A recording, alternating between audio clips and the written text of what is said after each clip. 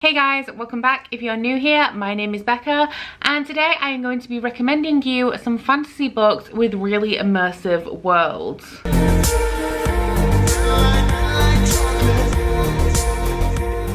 So with everything that is going on out in the world right now, I imagine that you guys are looking for a way to escape. Now, reading is a form of escapism in itself. Every book will put you in somebody else's shoes or in somebody else's life, or allow you to experience certain themes, activities, emotions that you are not usually able to experience in real life. Escapism while reading, for me, usually involves a great deal of really good world building. Now, world building doesn't have to be super dense, it doesn't have to be super complex. So I thought that I would bring you guys a list of books that I felt when I was reading had really believable worlds. Now, all of these books are fantastical, and the one thing that they all have in common is that I felt when I was reading them that these places were tangible. The world building was done so well that I believed that these places could be real, and that provided a really immersive reading experience. So before we get into my recommendations, I would just like to let you guys know that this video has once again been very kindly sponsored by Skillshare. Skillshare are an online learning platform that I really love to use. They have thousands and thousands of classes that will help you build upon skills that you maybe already have, or learn a new skill that you have been interested in. Classes they offer span a wide range of topics. They do have a lot of artistic classes in things like calligraphy, graphic design, video editing, but they do also have classes in things like productivity and time management as well. At the minute, I'm taking additional classes in photography. I have recommended Tabitha Parks to you guys before. I think her photography classes are amazing and have been very helpful to me. I'm currently taking a class by Marta Marie Forsberg on lifestyle photography. Now, I am somebody who I don't think I will ever be very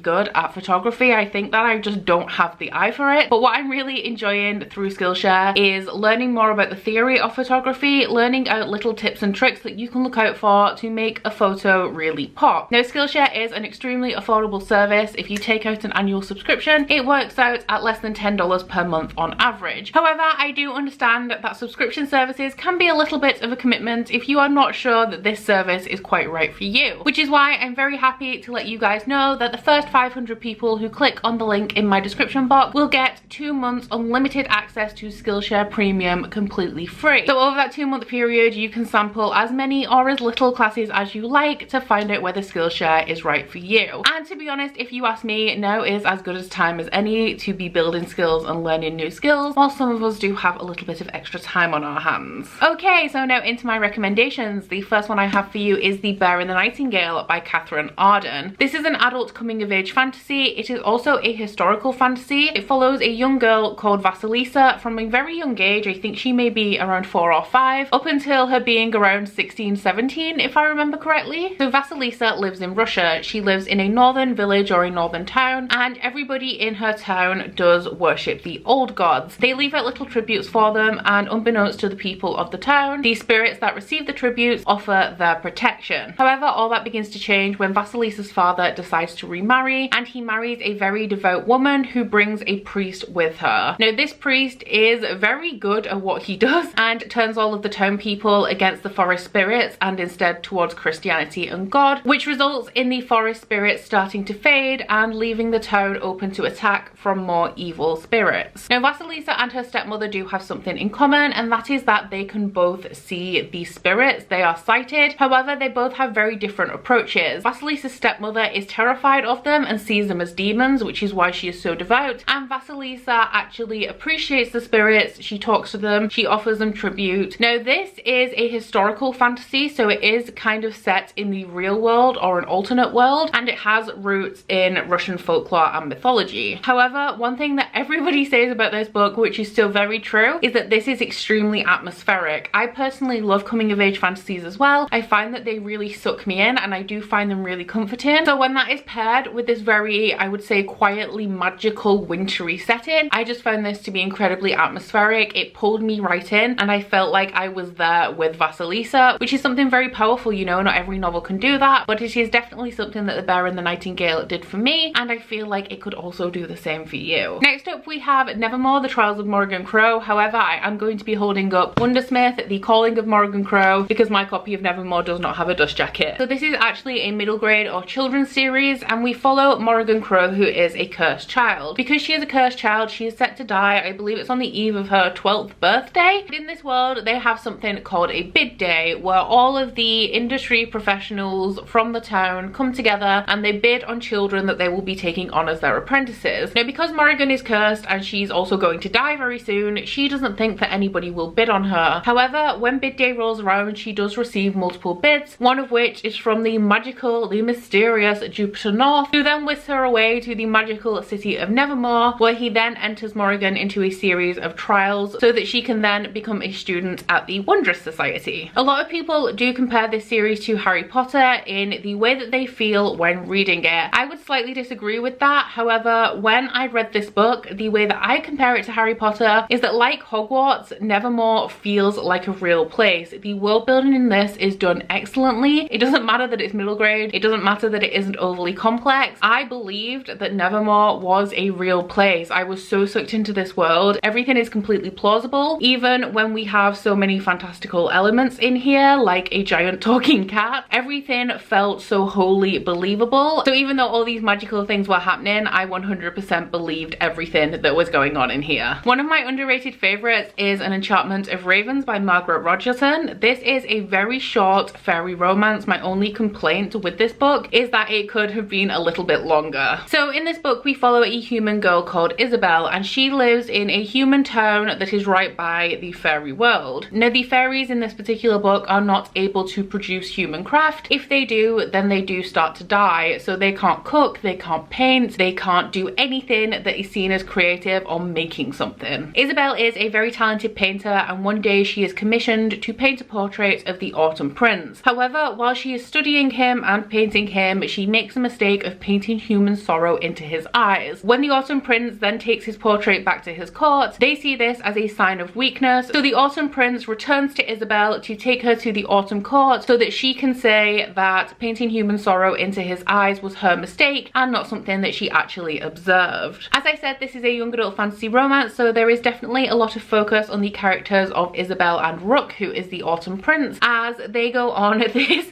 magical, whimsical, and a little bit ridiculous adventure to get to the Autumn Court. The one thing that really stood out to me about this book is the fairy world. To get to the Autumn Court, Isabel and Rook do have to traverse the fairy world, and the fairies in this world are not all the human-like civilized fairies that we come to read in a lot of romanticized fairy stories. Not only are they tricksters, they all wear glamours, they're not all human-like, and it also had elements of Alice in Wonderland in this for me, where there is a particular scene where Isabel is in the fairy world and a glamour is taken off something and you are suddenly able to see the more sinister undertone of the fairy world. I can't really articulate the reason why I loved this so much, but I think it could just be because this is a different side to fairy worlds that I'm used to seeing as somebody who reads a lot of fairy romance, and so I definitely found this refreshing and immersive. Next up, we have another young adult fantasy, which is Six of Crows by Leigh Bardugo. This book follows 6 criminals and rogues led by Becca, who is the bastard of the barrel. He's a beauty, I absolutely love him, as they are tasked with pulling off an impossible heist where they have to break into a notorious high security prison to retrieve the inventor of a drug that is very dangerous to the Grisha. Now, everybody and their mother loves Six of Crows, mainly because of the characters. While I really loved Crooked Kingdom, Six of Crows I didn't love as wholeheartedly as everybody else does. However, what I cannot deny is that the atmosphere of this world is on point. This has a very 1940s gangsters and mole kind of feel. The setting of this book is pretty much Amsterdam. It is a city of canals. It has a very grimy feel to it.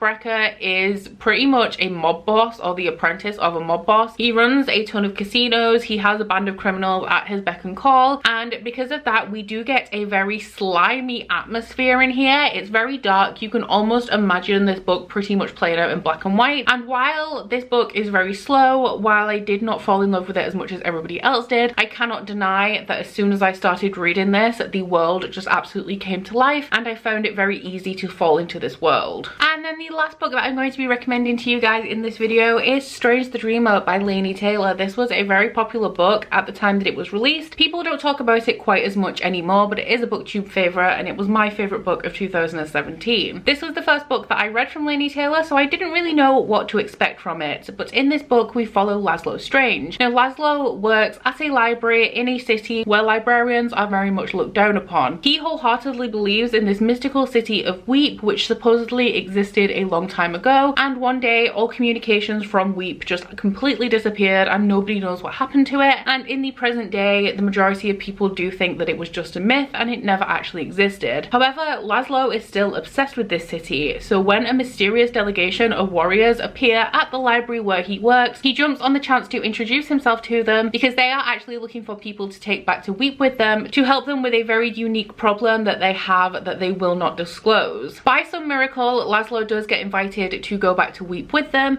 and when he is there, he discovers the scope of their problem and how very difficult it is going to be to solve. I'm not going to say much more than that because there are some things that transpire in this book that are not necessarily spoilers, because the majority of the book and the series does hinge on them, but it is a surprise when you get to them. So there are many reasons that I love this book. One is the complexity of the plot and the nuance of the themes in here. We do have themes of brutality, slavery and rape in here, and we do have quite a few romantic themes in here, which I also really loved. However, the selling point of this series is Laini Taylor's absolutely beautiful prosaical writing and also the way that she has built this world. When Laszlo arrives at the city of Weep, everything has this almost twilight haze over it, and the way that this book also moves between reality and dreamscapes as well as two separate locations within the city of Weep, I found to be completely seamless and so absorbing. This is once again a very slow paced and also quite a character driven book, but I definitely don't think that the world pales in comparison to those aspects, and as well as all these amazing things, you have a wonderfully complex and intricate plot here as well. So there you have it. Those are my 5 recommendations for books that have excellent world building and therefore very immersive worlds. I hope that you guys are all keeping yourselves safe during this time, and I hope that you guys are filling your days full of reasonably fun things and also really good books to help us get through this really weird time. If you do have any more recommendations for fantasy books that have either excellent world building